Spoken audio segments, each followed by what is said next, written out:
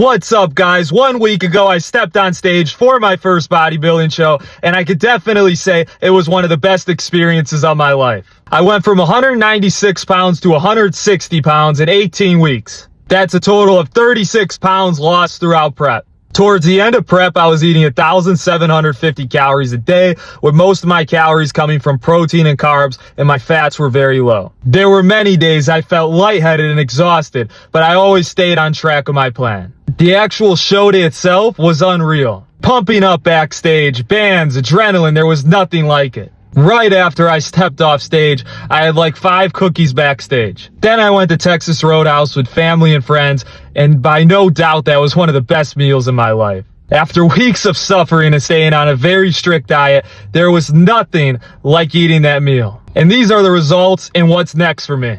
I ended up taking 3rd place in teenage men's bodybuilding, and I couldn't be happier with that result for my first show. But I already know what needs to be focused on during this off season. My upper body needs to be caught up to my legs. That's one of the big things I need to focus on during this growth phase. This off season will be all about growing for me. I will also mention so far I'm rebounding really good for my first show. I'm only up 10 pounds so far at 170 pounds because I competed at 160. And I've gained that 10 pounds in the last week. And what I will say about that is very good, because those last 2 weeks, I was completely depleting myself of sodium, creatine. I was cutting the water out of my body. So out of that 10 pounds of mass, a lot of that is water. I'm definitely not done with this sport of bodybuilding. This is just the beginning, and there will be many more shows to come. I also want to say thank you to all my followers who supported me throughout this journey. None of this would have been possible without you guys. Be sure to stay tuned, because there will be way more content coming from show day,